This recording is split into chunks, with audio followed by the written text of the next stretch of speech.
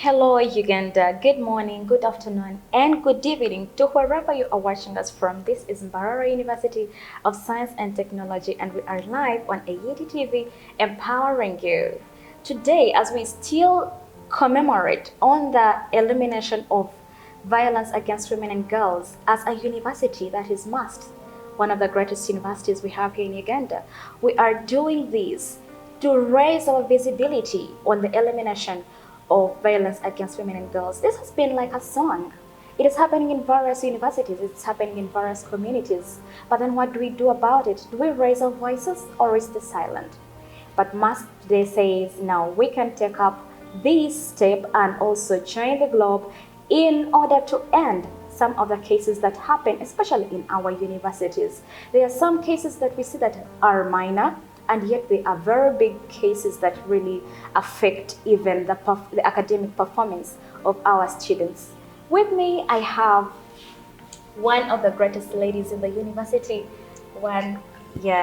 She is the focal person in charge of gender, and she is the lady from the Office of the Dean of Students. And I am happy to have you, Madam Maureen Kahima.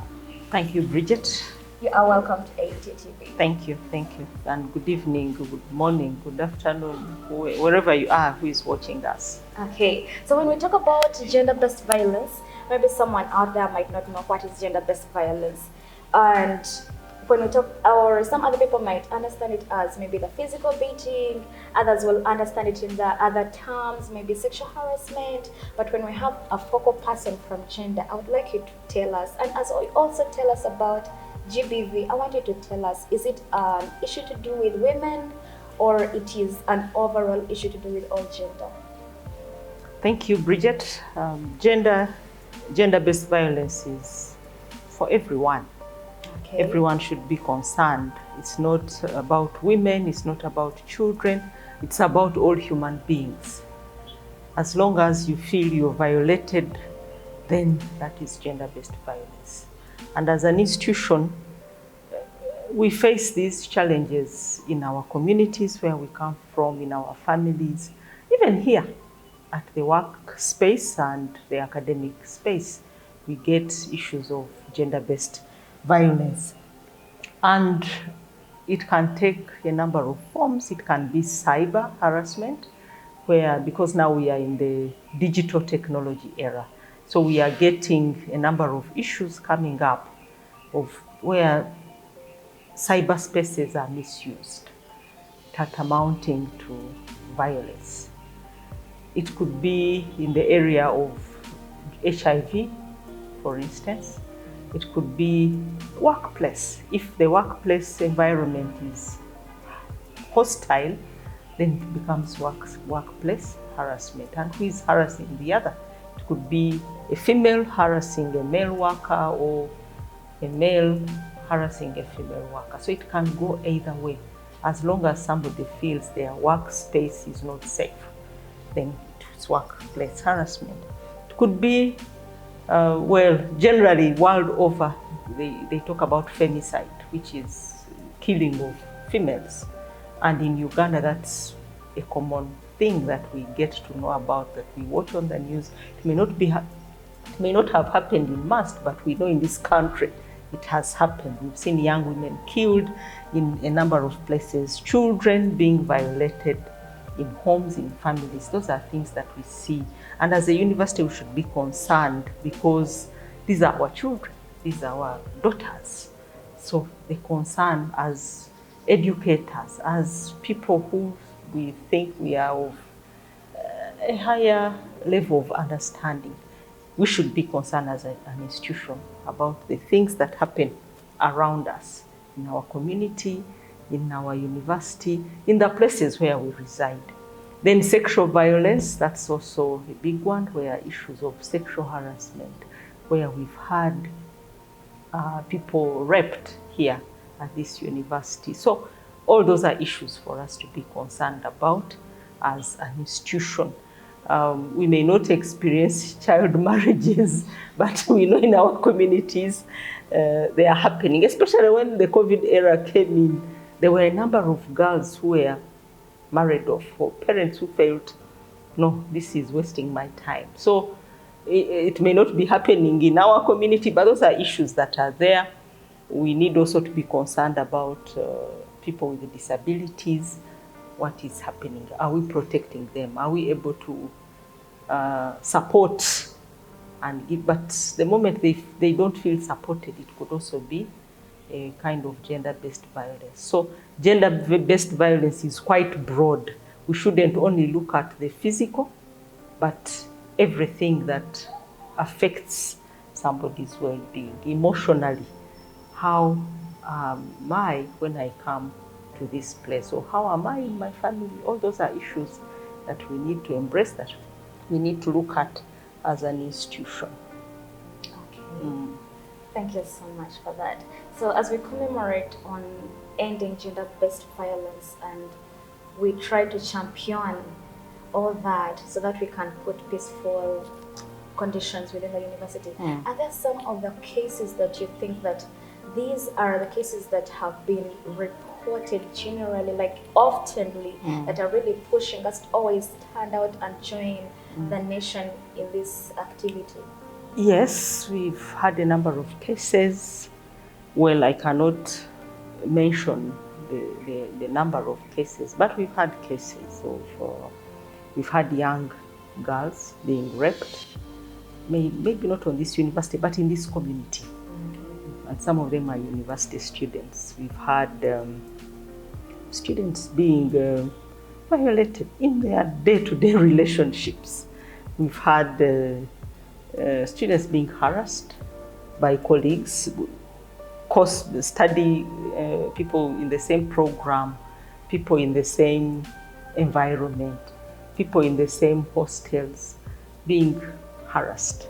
We've had, especially on cyber harassment, as an institution, it's something that is kind of increasing and it's getting to worrying levels. Because yes, we are promoting digital learning, but instead of learning, we are doing other things that are not promoting learning. So we've had a few cases that have been reported, and when they've been reported, we've endeavored to manage them the best way possible. We work with the police. Some of these become criminal cases. So we work with the police to make sure that the police also does its part. Because as institutions, we cannot, if a case is reported, then we cannot be everything. You cannot be the judge, you cannot be the jury, you cannot be the prosecutor. Somebody else has to do their role so that together we can find solutions that will combat these issues. To ask you whether you do some referrals, like someone comes to report the case, and if it is maybe this other very big case, you refer them to the police? Yes, we do refer to the police because it's important for people to feel that the law can take its course. If somebody is harassing another person, they need to know that there is an authority. There is law in this country, and somebody can be convicted, can be arrested, convicted, and actually sentenced to serve whatever they feel is the right sentence. So we actually refer to the police. We also refer to the hospital in cases of rape, for example. We know there are procedures and processes that are medically recommended for somebody who has been raped, for instance. They need to undergo a medical exam and give an appropriate service and appropriate treatment. We also refer for psychosocial support. Yeah, when we feel this person can, definitely everybody would benefit from counseling and that kind of thing. So we also do that referral. And we also get other cases referred, because reporting does not have to be in, say, the Dean of Students' office. It can be anywhere. Somebody can report to their lecturer, somebody can report to the maybe human resource office. So there is that working relationship with the different offices, with different departments, And that's how we can manage the situation. That is so good. But as you try to resolve this problem, since it is a general problem, as a university, are there some policies and that you implemented so that they can be able to help these students in case they report, and maybe you can use the policies to sort them out? Oh yes, we have a number of policies. We have a gender policy that is there to make sure that all of us as people of both genders benefit, to make sure that we get adequate service, we get equality, we get equity, we get to enjoy. If I'm a woman, for example, and I have maybe a baby, it would not be right for the timetable to run from Monday to Sunday, maybe, and the whole day. You are not giving adequate time. If you're a lecturer, for example, you're not giving adequate time to this mother to get time for her baby. So all these people should be, all these issues, the gender policy is there to ensure that somebody is heard, somebody is listened to, and somebody is helped, and somebody is supported to manage their academic life and also manage their other aspect of life. So that's about the gender policy. We have a sexual harassment policy that works hand in hand with the gender policy to look at issues of sexual harassment, workplace harassment, all these issues of a sexual nature that are affecting students and staff equally. So if there's any case of sexual harassment, we know there is a policy and something can be done about it. We have a policy on HIV. HIV is the same policy. It's a policy to enable people get support in the area of HIV. You know, I was talking about, for example, if a student is raped or if somebody is raped, they need to know they need to do this ABCD. They need to know that there are services offered at this university and the hospital, the main hospital, which is we share the same compound. So these policies, then we have a policy on special needs and disability. So all these are there to ensure that there is equity, that people are given equal opportunities. If somebody has a disability, are they getting equitable service? Okay, so for instance, if somebody is in a wheelchair, we have a student who moves in a wheelchair. So you cannot expect this student to get in a lecture room at the same time. They may be a few minutes late.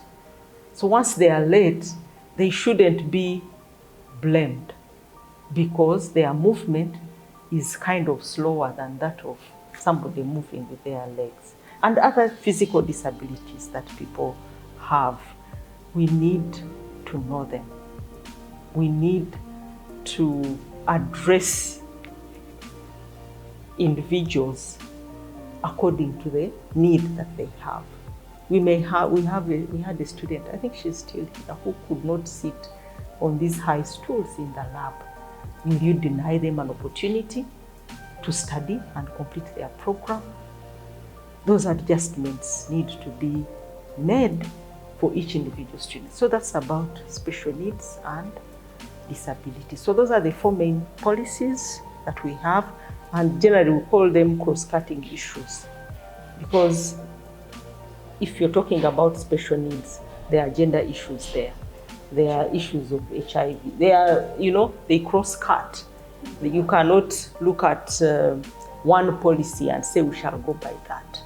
We are looking at a broad spectrum of policies, and to make sure that as we work, as we study, all these are there to help us in line with the other rules and regulations that we have. We have student rules and regulations. We have the human resource manual for staff. So all these policies work hand in hand with some of those documents that are here in our university. So that's about the policies.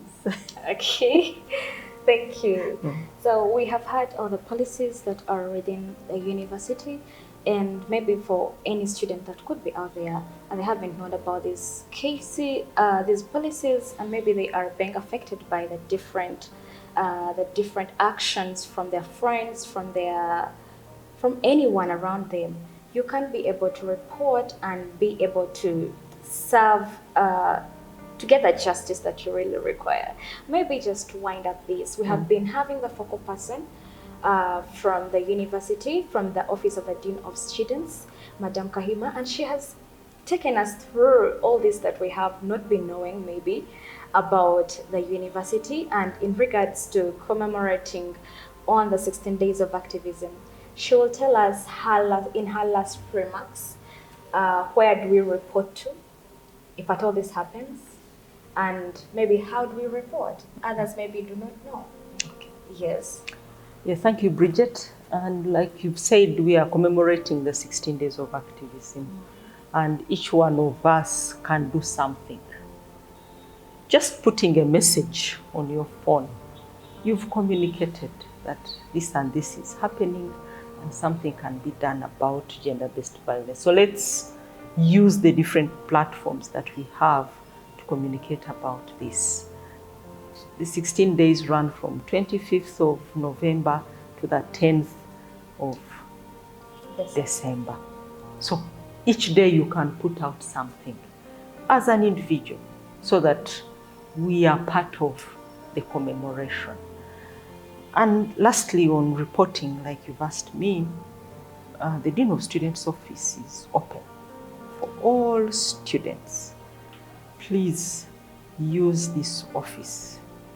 Report to the Dean of Students himself, to me, who I work as the Deputy Dean of Students, and any staff within the department. Students can report to their faculty deans, deputy deans, their faculties, faculty administrators. All these are staff that are there to support the academic function of the university. So you can even report to the head of department. As long as you feel you have been violated, don't keep quiet. Report. Reporting is part of a process of healing, of overcoming what has happened. By the fact that you're able to report, you're given the necessary assistance, we work with you to make sure that you do what is agreeable. I wouldn't force a student, you must do this, no. Okay. Are you ready? I would ask, are you ready to go this far? Are you ready to go ahead on this? If they are not, but we still offer that psychosocial support. We still offer the right support to ensure that each person gets the right service, each person gets the right support in order to overcome some of these issues that may come up and affect their lives. At the end of it all, we want everybody to be happy at this institution. Yes, thank you. I think there is something that I forgot to inform the people that are watching what is going to be happening in these 25 days, in these 16 days, so that they can be able to keep watching, to keep waiting for the different activities. Yes, thank you, Bridget. We, like I said, let's watch out on our digital spaces and see what information are we giving out. Bridget, you can put on your status, on your WhatsApp, you can share with friends. I'm also trying to do the same. Every day I try to put something to communicate on these 16 days of activism. We also have a few activities in this institution. Like I talked about HIV, I talked about disability. Fortunately, some of those days fall within the 16 days of activism. For instance, we know on 1st December is World AIDS Day.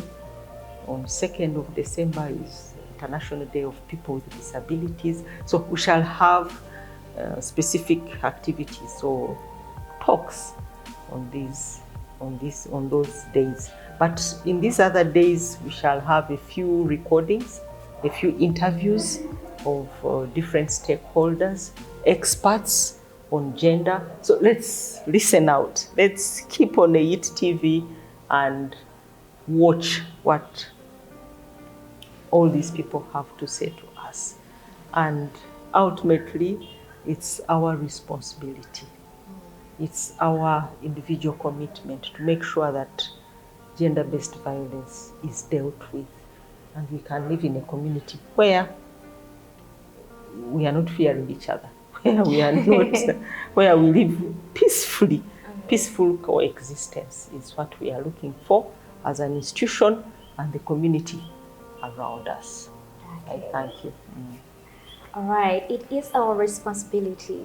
Do not wait for the police to always coming to resolve your problem. If at all you're the victim of gender-based violence, do not keep silent. Just stand out and report these cases. You will have to get the justice that you desire. I remain Bridget Samantha, and we are live at AED TV, empowering you. We meet